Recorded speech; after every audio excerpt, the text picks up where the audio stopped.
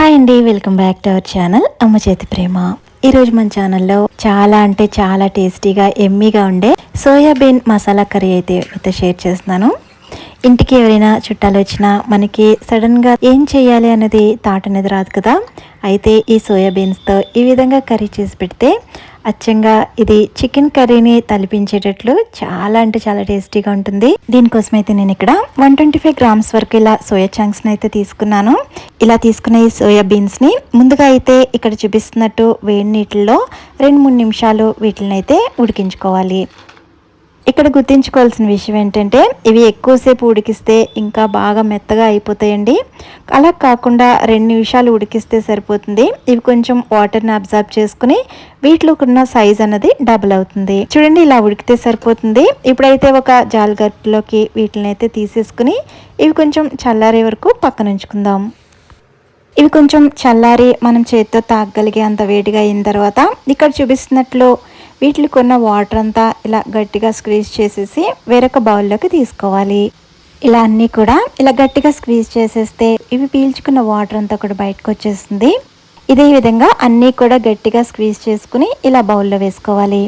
ఇప్పుడైతే స్టవ్ మీద ప్యాన్ పెట్టుకుని 1 టేబుల్ స్పూన్ వరకు బటర్ అయితే వేసుకోవాలండి. ఇన్ కేస్ మీ దగ్గర బటర్ లేకపోతే ఆయిల్ కూడా వేసుకోవచ్చండి.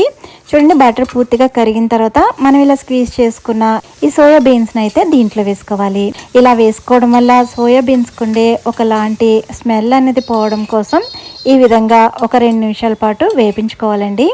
ఇలా బటర్లో వేపిస్తే వీటికి ఉన్న స్మెల్ పోవడంతో పాటు మంచిగా కమ్మగా ఇవైతే తయారవుతాయి. చూడండి, ఇక్కడ ఎడ్జెస్ కొంచెం లైట్గా కలర్ చేంజ్ అయ్యాక ఇప్పుడైతే వీటిని ఇంక తీసేసుకోవచ్చు. వేరొక బౌల్లోకి వీటిని అయితే ట్రాన్స్ఫర్ చేసేసుకుందాం. ఇలా వేరొక బౌల్లోకి వేసుకున్న తర్వాత ఇవి చల్లారే వరకు కొంచెం పక్కన ఉంచుకుందాము. ఇప్పుడు స్టవ్ మీద ఒక ప్యాన్ పెట్టుకుని 2-3 టేబుల్ స్పూన్ల వరకు ఆయిల్ వేసుకోవాలి. ఇలా ఆయిల్ వేసుకున్న తర్వాత ప్యాన్ మొత్తం కూడా ఈ ఆయిల్ని ఈ విధంగా స్ప్రెడ్ చేసుకోవాలి.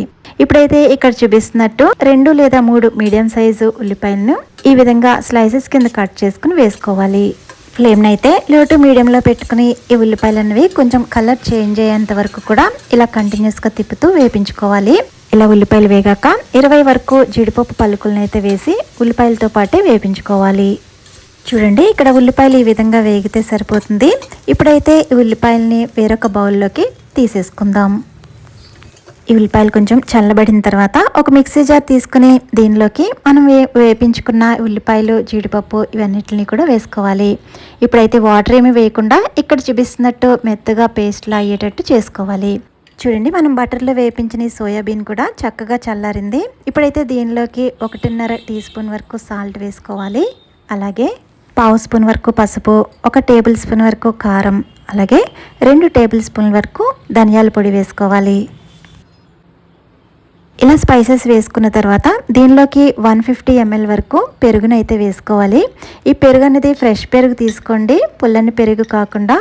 ఇలా పెరుగు కూడా వేసుకున్న తర్వాత ఈ స్పైసెస్, ఈ మీల్ మేకర్ ఇవన్నీ కూడా చక్కగా కలిసేటట్టు మిక్స్ చేసుకోవాలి. ఇలా కలుపుకున్న ఈ మీల్ మేకర్ని 15 నిమిషాల పాటు మ్యారినేట్ చేసుకోవాలండి.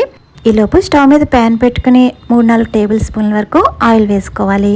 ఆయిల్ హీట్ అయిన తర్వాత 2 చిన్నవి బిర్యానీ ఆకులు, అలాగే 2 లేదా 3 రేకుల వరకు జాజి పువ్వు, 3-4 లవంగాలు, అలాగే 7-8 వరకు మిరియాలు వేసుకోవాలి. ఇప్పుడు దీనిలోకి 1 టీ స్పూన్ వరకు దాల్చిన చెక్క పొడి వేసుకోవాలి. ఇలా పొడి వేసుకోవడం వల్ల దాని ఫ్లేవర్ అనేది బాగా దిగుతుంది.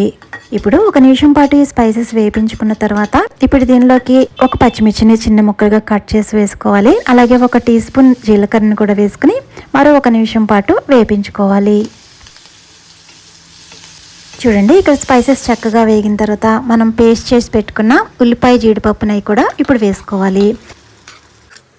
ఇలా ఉల్లిపాయ జీడిపప్పుని వేసుకున్న తర్వాత ఫ్లేమ్ని లో టు మీడియంలో పెట్టుకుని కంటిన్యూస్గా వేపుతూ ఆయిల్లో దీన్ని బాగా వేపించుకోవాలి. ఈ ఉల్లిపాయ పేస్ట్ అనేది బాగా వేగి చూడండి, ఇలా ప్యాన్ నుంచి ఎప్పుడైతే ఇలా సెపరేట్ అవుతుందో అప్పుడు ఇది చక్కగా వేగినట్టు. ఇప్పుడు 2 టమోటాలని ఇక్కడ చూపిస్తున్నట్టు మిక్సీ పట్టుకుని ఈ టమోటా ప్యూరీని కూడా దీంట్లో వేసుకోవాలి. ఇప్పుడైతే ఈ టమాటా ప్యూరీ కూడా చక్కగా వేగే వరకు ఇలా లో టు మీడియంలో కంటిన్యూస్గా తిప్పుతూ దీన్ని అయితే వేపించుకోవాలి. చూడండి, టమాటా ప్యూరీ కూడా చక్కగా వేగి ఈ విధంగా ఆయిల్ని సెపరేట్ అయ్యి ఇలా ప్యాన్ నుంచి కూడా సెపరేట్ అవ్వడం స్టార్ట్ అవుతుంది.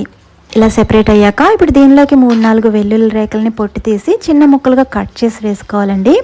ఇలా వెల్లుల్లిని ఇలా డైరెక్ట్గా వేసుకుంటేనే దీని ఫ్లేవర్ అనేది మనకు బాగా తెలుస్తుంది. ఇలా వేసుకున్న ఈ వెల్లుల్లి కూడా కొంచెం సేపు వేగేంత వరకు 2-3 నిమిషాలు వేపించుకోవాలి. ఇప్పుడైతే దీనిలోకి మనం మ్యారినేట్ చేసి పెట్టుకున్న సోయాబీన్ని దీంట్లో వేసుకోవాలి. ఇలా సోయాబీన్ మ్యారినేషన్ అంతా వేసుకున్నాక దీంట్లోకి ఒక 1/4 కప్ వరకు వాటర్ కూడా వేసుకుని ఇదంతా కూడా బాగా మిక్స్ అయ్యేటట్లు కలుపుకోవాలి. ఈ స్టేజ్ లోనే సాల్ట్ సరిపోయిందో లేదో ఒకసారి చెక్ చేసుకోండి. ఇలా కలుపుతూ 2-3 నిమిషాలు చక్కగా ఉడికించుకున్న తర్వాత మనకి కన్సిస్టెన్సీకి తగ్గట్టు ఒక 1/2 కప్ వరకు వాటర్ని అయితే వేసుకోవాలి. ఇలా వాటర్ వేసుకున్న తర్వాత ఒకసారి అంతా బాగా మిక్స్ చేసుకుని ఫ్లేమ్ లోలో ఉంచుకుంటూ మధ్య మధ్యలో కలుపుతూ 10 నిమిషాల పాటు దీన్ని ఉడికించుకోవాలి. చూడండి 10 నిమిషాల తర్వాత నేను ఇక్కడ మూత తీస్తున్నాను.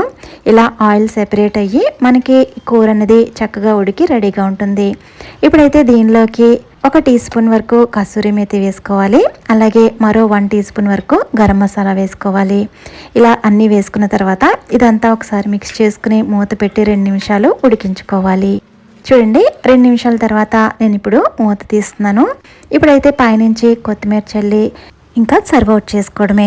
ఈ కర్రీ అనేది రైస్లోకే కాదండి, చపాతీ, బిర్యానీ, రోటీ దేనిలోకైనా కూడా చాలా బాగుంటుంది. మరైతే మీరు ట్రై చేస్తారు కదా, ట్రై చేసి మీకు ఎలా వచ్చిందో నాతో షేర్ చేయండి. వీడియో నచ్చితే లైక్ చేయండి.